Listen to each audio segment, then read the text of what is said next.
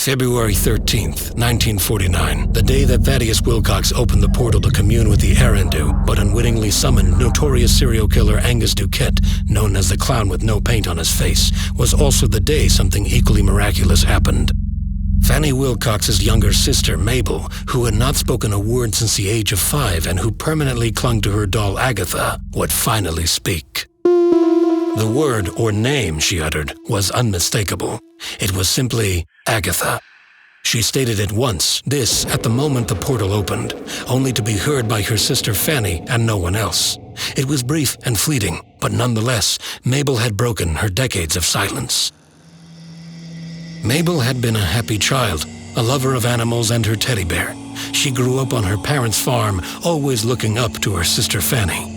At the moment when Fanny came down with a mysterious illness thought to be tuberculosis and was brought to a hospital ward several hours away, Mabel's parents, Clyde and Eleanor, became increasingly fearful of germs. They would force a strict cleanliness regimen upon their second daughter. Eventually, the fear that she would contract something potentially deadly and infect them became too much to bear.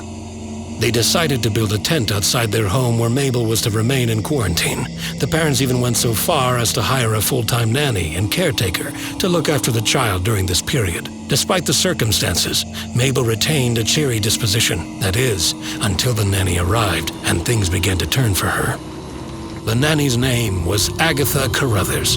She was a stern and harsh woman from the North Country, whose only act of kindness to Mabel was gifting her a doll upon their meeting, a doll which Mabel aptly named Agatha. That was the extent of Agatha's cordiality. As Mabel would soon discover, her caretaker lived a double life. A practitioner of the dark arts, Agatha engaged nightly in the occult and was, for all intents and purposes, a witch.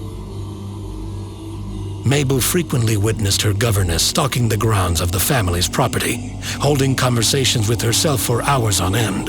At one point, Mabel followed her to a nearby cemetery and watched as Agatha held a strange candlelit ceremony, communing with spirits of the wicked.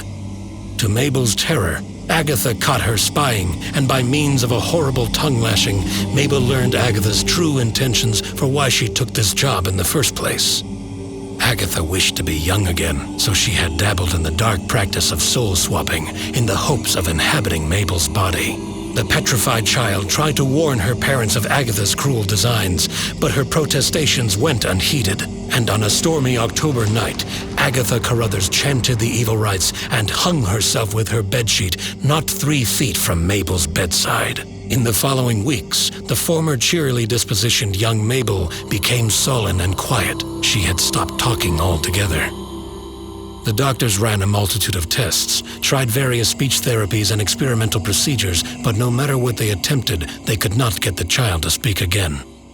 In the coming years, many would attribute Mabel's silence to this childhood trauma of Agatha's suicide, but they would never discover the unknowable truth that Agatha's curse had both backfired and been successful. Through death, Agatha had failed to possess the child, her aged evil soul disappearing beyond the astral plane. Unfortunately for Mabel, her own soul became corporeally untethered and was transmuted into the doll. From that point on, Mabel was an empty vessel, puppeted by the very puppet that never left her fingers. Her body was now nothing more than a grown-up teddy bear, like the ones Mabel adored as a child. But now, with the opening of the portal, Fanny interpreted this utterance of a single word as a sign that Mabel finally had something besides the doll to grasp onto: hope. Unfortunately, Fanny couldn't see the full picture at that moment in time, that her sister's word was less a miracle and more a harbinger of doom. And like the day many years ago when Mabel tried to warn her family of the evil that would befall her, she was doing it again, once more.